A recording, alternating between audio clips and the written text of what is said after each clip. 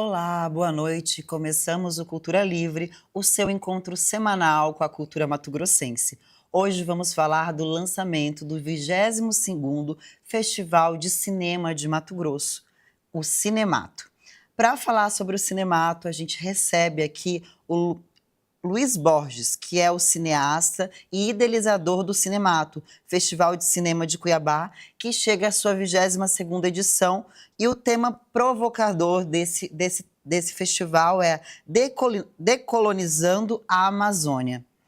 Boa noite, Luiz, seja Elô. bem-vindo ao Cultura Livre, e é uma honra te ter aqui. Que tema, né? Que tema importante. O Cinemato todo ano chega com uma pancada aí para o público, né? Para a gente refletir, para a gente pensar, além de assistir obras incríveis, né? Seja É. bem-vindo, muito obrigada pela sua Obrigado presença. você, Elô.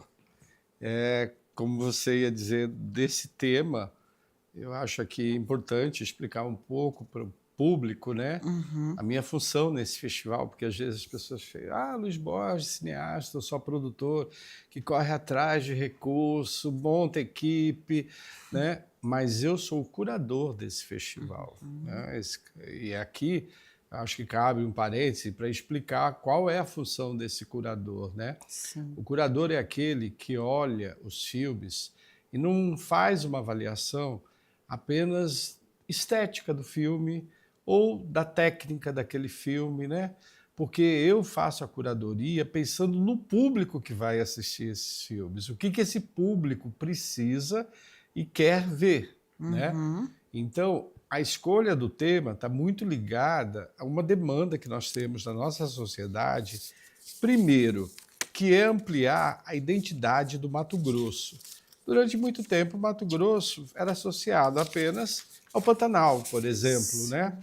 Não tinha o Araguaia e a Amazônia. A Amazônia era uma coisa à parte, porque só a partir da ditadura, que é algo que o tema desse ano também trabalha, que são 60 anos depois do golpe militar, que o Mato Grosso foi incorporado parte do estado como da região amazônica, né?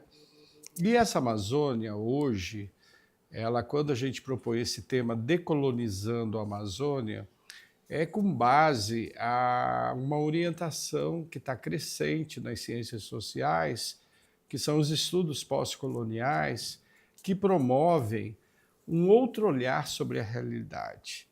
Uma vez que a gente entende que o nosso olhar, É um seja pela olhar educação, seja pela nossa cultura e pela tradição que foi imposta, ele está muito focado no olhar europeu, né? colonizador, né? Do colonizador. Aham.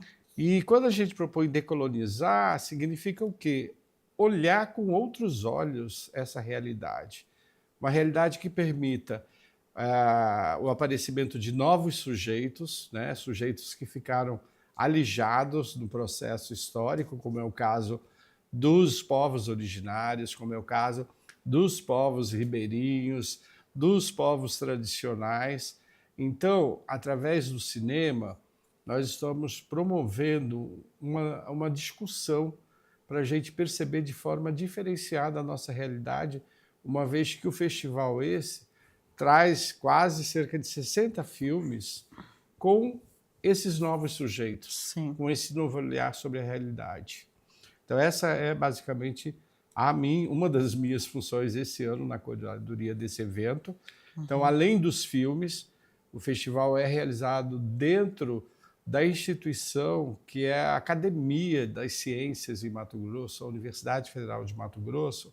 Então, além do festival, além dos filmes que são exibidos nas mostras competitivas, nós teremos um seminário Decolonizando a Amazônia. O que consiste esse seminário? Esse seminário ele foi montado no sentido de compreendermos um pouco mais o papel do cinema na construção desse olhar a partir da obra do Silvino Santos, que é um cineasta português que radicou no início do século passado para a Amazônia e, obviamente, ele tinha que trabalhar, fazer filmagens do processo de desenvolvimento da Amazônia, da indústria da borracha, mas o Silvino Santos sempre teve uma preocupação de registrar também a floresta, o cotidiano daquela população, dos ribeirinhos, dos seringueiros, dos povos originários. E ele fez um filme na década de 30 que é assim um clássico do cinema brasileiro, que é No País das Amazonas. E recentemente, há 2 anos atrás, um pesquisador português identificou uma parte desse filme que foi exibida no ano passado no Festival de Cannes. E a gente está trazendo esse filme de Cannes direto para Cuiabá. É um filme mudo, 60 minutos, que durante a projeção do filme, na abertura do festival, quando fazemos a homenagem ao Silvino Santos, haverá uma interferência artística de 2 artistas mato-grossenses. Um é o Henrique Santian, que vai fazer uma paisagem sonora na picape dele, vai estar trabalhando essa paisagem sonora, e da Nájila Boabaide, que é uma dançarina que vai fazer uma performance musical antes da apresentação do filme. Então, estamos aqui, mais uma vez, agradeço o espaço do Cultura Livre para fazer esse convite de uma experiência única que as pessoas vão poder ter gratuitamente, uma experiência sensorial, na abertura do Festival de Cinema, no dia 14 de julho, no Teatro da FMT. Como sempre, há mais de 22 anos, o festival é gratuito. Logo, a gente vai informar o site, o link onde você pode retirar o seu ingresso pela internet. Aí chega lá na porta do teatro, só apresenta, né? E você tem acesso aos filmes. Muito bom. Ô Luiz, esse tema Decolonizando a Amazônia, de que maneira ele pode contribuir para esse processo de decolonização cultural, especialmente na Amazônia Legal, aqui dentro do nosso estado? Eu acho que a primeira provocação que esse festival, os filmes fazem, é o reconhecimento da produção audiovisual e da cultura, né? A gente tem ouvido constantemente e insistentemente que Mato Grosso é o quê? É o estado do agro, né? Tudo é agro. Só que nós, da cultura, estamos mostrando, não só para o Brasil, mas principalmente aqui para Mato Grosso e para as nossas autoridades políticas, administrativas, que também a cultura e o audiovisual é uma grande indústria em Mato Grosso. Haja visto que, por exemplo, esse ano nós tivemos 9 dias apenas de inscrições dos filmes, né? Foram quase 460 filmes inscritos em 9 dias. E, pasme, Mato Grosso é o 3º estado na produção de curtas-metragens. Então, tem uma produção imensa sendo realizada nesse estado, que, infelizmente, por falta de uma regularização da exibição, não tem acesso ao público. O público não vê o que é produzido no estado, né? Seja por conta das TVs, né, globais, comprometidas com uma produção de fora, ou porque também as locais não abrem espaço para os produtores estarem levando ao público o que é produzido. Isso é tema de um dos seminários que nós vamos realizar durante o festival, com os realizadores, com os produtores, com os representantes, os agentes da construção da política pública de audiovisual nesse estado e no Brasil. É preciso que o mato-grossense possa assistir aquilo que é produzido, né? Não pode ficar só no festival. Sim. Tem que sair, tem que ocupar as televisões, tem que ocupar as salas de cinema, né? Por exemplo, eu não me recordo mais quando foi que um cinema de Cuiabá exibiu um filme mato-grossense. Há 3 anos atrás, quando fizemos o festival, foi a 20ª edição, naquele ano nós tínhamos 7 longas-metragens produzidas em Mato Grosso, tanto que a gente mudou o festival, não abriu para filmes brasileiros, porque tamanha era a produção local, e a gente queria que a população tivesse acesso a esses filmes. Sim. E o homenageado desse ano, conforme você falou, é o Silvino Santos, considerado o cineasta da selva. Então, qual que é a importância desse resgate desse nome, né, dessa pessoa hoje? Bem, o Silvino ele tem uma coisa muito importante no sentido de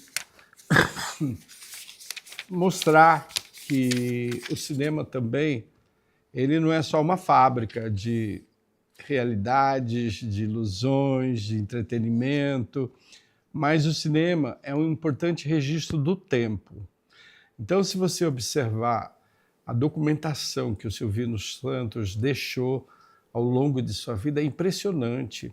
Tem um dos filmes dele, que é O País dos Amazonas, que tem uma cena que desencadeou um movimento internacional que era sobre a matança do peixe-boi no Rio Amazonas, né? Que é algo extremamente bárbaro, algo que tornou o peixe-boi um dos animais em extinção na Amazônia, né? Então, vários movimentos sociais foram desencadeados a partir desse olhar sensível do Silvino Santos. E hoje, mais do que nunca, com essas emergências climáticas que a gente está vivendo, né? Parece que a natureza está brigando com o homem, né? Quando, na verdade, ela só está retomando o território, retomando o espaço que ela perdeu exatamente pela ação humana. Então, olha aí as emergências climáticas impactando o sul do país pelo segundo ano consecutivo com as enchentes. Daqui a pouco nós estamos acabando já o período chuvoso, a seca vai vir vigorosa aqui nesse estado. Hoje, em Paris, está fazendo 50 graus. Né? Então, tudo isso vai trazer um reflexo muito grande na nossa vida pessoal, na nossa casa, porque a produção alimentícia vai diminuir, ou seja, vai ficar muito mais caro, e essas emergências climáticas elas vão atingir, em maior parte, a população vulnerável, que é a população de baixa renda desse país, que infelizmente ainda vive com salário mínimo de R$ 1.500, enquanto temos disparidades de deputados federais ganhando R$ 360 mil. Entendeu? Então, a gente vive num país de profunda injustiça social. E o cinema do Silvino Santos, eles nos dá essa contribuição de parar para pensar, falar, olha, que mundo é esse? É esse mundo que queremos deixar para a nossa geração de filhos, netos, bisnetos? Esse ano, né, a gente tem uma programação, o cinema tem uma programação de atividades inclusivas, né, que vai além das sessões de cinema. Ela vai ter ações nas escolas, penitenciárias, hospitais. Por que é importante levar o audiovisual para esses espaços? Elô, o Festival de Cinema, quando eu criei ele em 93, desde 93, ou seja, anos, há né? 32 anos atrás, sempre me preocupei com a questão da inclusão. Eu sempre tive uma sensibilidade pessoal para quem não tem a mesma condição que eu, para quem não teve o mesmo ponto de partida na minha vida, que eu tive uma família extremamente dedicada e amorosa, que investiu na minha educação. Sei que nem todos tiveram essa oportunidade, e eu acho que a minha missão, o meu trabalho como agente cultural, como ser cidadão, é tentar melhorar também um pouco a vida dessas pessoas. Então, desde 93, quando o festival surgiu, a gente criou um programa chamado Cine Paradiso, que consistia em levar cinema para aquelas populações que não têm acesso ao cinema. Sabe que o cinema é uma coisa cara. Você entrar hoje uma família no shopping center para assistir um filme, deixou metade quase do salário do mês. O salário mínimo. Então,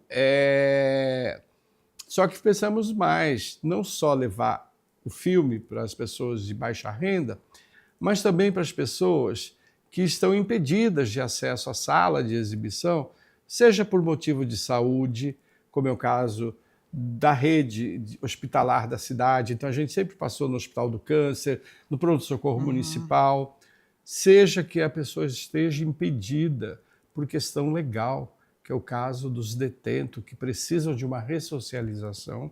Então, a gente sempre passou no Carumbé, a penitenciária feminina. No Carumbé até paramos um pouco de exibir, dadas as dificuldades de segurança do presídio, porque a equipe que ia passar os filmes era uma equipe feminina, e elas já começaram a se sentir intimidadas, porque toda vez que ia passar os filmes, tinham que ter revista íntima e tinha que agachar, né? Então, assim, a gente cortou a sessão no Carumbé. No primeiro ano que não exibimos no Carumbé, o comandante lá da unidade de recuperação me ligou desesperado, porque estava tendo um motim dos presos que estavam esperando o cinema e souberam de última hora que a gente cancelou a sessão do Carumbé. Hoje a gente realiza só na unidade feminina do presídio. Tem um projeto do Cinema Escola, que é levar às escolas as crianças que nunca assistiram um filme, nunca tiveram oportunidade ou recurso financeiro para pagar o ingresso numa sala de exibição. Então a gente pega essas crianças, leva para o teatro do FMT. Eu me sinto muito feliz quando uma vez eu estava acompanhando essa sessão. Antes da sessão começar, chegou o colégio, as crianças entraram na escola. Quando começou o filme, uma criança que estava do meu lado falou assim, gritou: "Mamãe, que televisão grande!" né? Então isso é uma coisa que reforça esse trabalho de inclusão do Cinema Paradiso. Esse ano, a novidade é que esta semana começamos a aquecer o Festival de Cinema com 2 públicos que a gente nunca havia trabalhado. Um que é num quilombo e outro numa aldeia indígena. Então estamos levando sessão de cinema para esses 2 locais. Maravilha. Luiz, o que o público pode esperar da 22ª edição do Cinemato, né? Que o público pode esperar dos filmes, dessa curadoria que você fez, de tudo que você preparou aí para esses... são 7 dias de... 7 dias 7 dias de evento. 60 filmes. 60 filmes, que trabalheira. A primeira coisa que eles têm que se preparar é uma boa circulação nos Países Baixos para aguentar tanto tempo sentado, né? Isso 60 vai ser, filmes. né? Mas, assim, eu acho que vai ser uma grande surpresa, porque vão ver esse ano coisas que nunca viram na vida, sem referência nenhuma. A gente tem, por exemplo, o filme O Silêncio das Ostras, que é do Marcos Pimentel, de Belo Horizonte, que é um filme, uma ficção fantástica, feita na lama do vazamento da represa de Brumadinho. Esse filme é extremamente sensível e, ao mesmo tempo, poético, né? Que, em meio a essa tragédia, as pessoas conseguem ainda fazer uma poesia com tanto sofrimento. Vamos ter um documentário maravilhoso, Quinaua, do Marcos Altberg, que tem depoimentos incríveis sobre a Amazônia, do Gilberto Gil, do Ailton Krenak, que não pôde vir porque tinha um compromisso internacional, mas o Ailton era um dos nossos convidados. O que mais? Vamos ter o filme Concerto de Quintal, que é um longa que eu recomendo a todo mundo que gosta de música ou que faz música, que venha assistir esse filme, porque é uma grande experiência ver o que os músicos de Porto Velho estão fazendo através da música para buscar uma identidade regional, uma identidade amazônica através da música. Então, assim, não vou conseguir falar de toda a produção agora, basta acessar o site do festival, que vai ter a programação. E esse ano no festival, pela primeira vez, nós instituímos um prêmio chamado Dira Paz, que é uma grande homenagem de uma cria desse festival. Quando eu digo cria, é porque a jovem Dira Paz, o primeiro prêmio na carreira dela como melhor atriz foi do Festival de Cinema de Cuiabá. E a Dira sempre apoia, sempre dá força, virou uma grande embaixadora do Festival de Cinema de Cuiabá lá fora. Então, em reconhecimento pequeno que nós tivemos no ano passado, que concedemos a ela ser homenageada do festival, esse ano criamos o Prêmio Dira Paz, que ela vai vir para entregar esse prêmio, que é uma escultura belíssima, que o escultor Ló Ah, Ló Ferreira. Ló Ferreira desenvolveu, e eu só não vou falar quem vai ganhar o prêmio Girapaz, que é daqui da cidade de Cuiabá, para que o público saiba lá na hora. Ai, tá muito bonito o 22º festival. A gente tem mostra competitiva para filmes de curta e longa-metragem, mostras inclusivas, que é o Cinema Paradiso, o Cinema Escola, oficinas, debates. Todas essas atividades são gratuitas e a gente pode acompanhar pelo site toda a programação, que é festivalcinemato.com.br. Acessando, você vai ter a programação, aí a gente está passando, aí você consegue ver horários, qual é a programação do dia, então pelo site você consegue acompanhar tudo isso. E reforçando, né, começa agora no dia 14, que a gente vai ter lá o filme do Silvino, o Amazonas, o maior rio do mundo. Com o Santian também fazendo paisagens sonoras. A dançarina assim, Boa Baide. E tudo isso acontece lá no Teatro da UFMT, que é um espaço lindo, então sintam-se convidados para estar com a gente nessa grande abertura e acompanhar aí os 7 dias de evento, que vai começar na segunda e vai até domingo, é isso? É domingo, isso. E esse ano a gente tem mais uma novidade. Criamos uma sessão para melhor idade, onde será exibido longa-metragem, documentário Ângela Maria. Grande cantora, que eu sei que o público presente vai chorar quando vê esse filme. Então não percam. Agora, eu só queria finalizar, Elô, de dizer do esforço que é realizar esse festival. Sim. Porque, diferente de outras ações que são idealizadas e que são desenvolvidas através de alguns arranjos institucionais, o festival ele exige uma engenharia de mobilização de instituições, de atividades e principalmente financeira, né? Nós começamos em 93 com um convênio entre a Universidade Federal do Mato Grosso, Governo do Estado, Prefeitura, Sebrae e Federação da Indústria. Mas esse convênio durou só os primeiros 4 anos, porque logo se criou as leis de incentivo à cultura e esses signatários achavam que, por bem, não precisavam mais apoiar o festival, porque o festival podia virar sozinho com o mercado, né? Captar os recursos do mercado. E foi um período muito difícil, e a gente conseguiu superar esse período, e daí surgiu a criação que era o Instituto Cultural América, o INCA, que é hoje o realizador do Festival de Cinema, em parceria com a Primeiro Plano Cinema e Vídeo.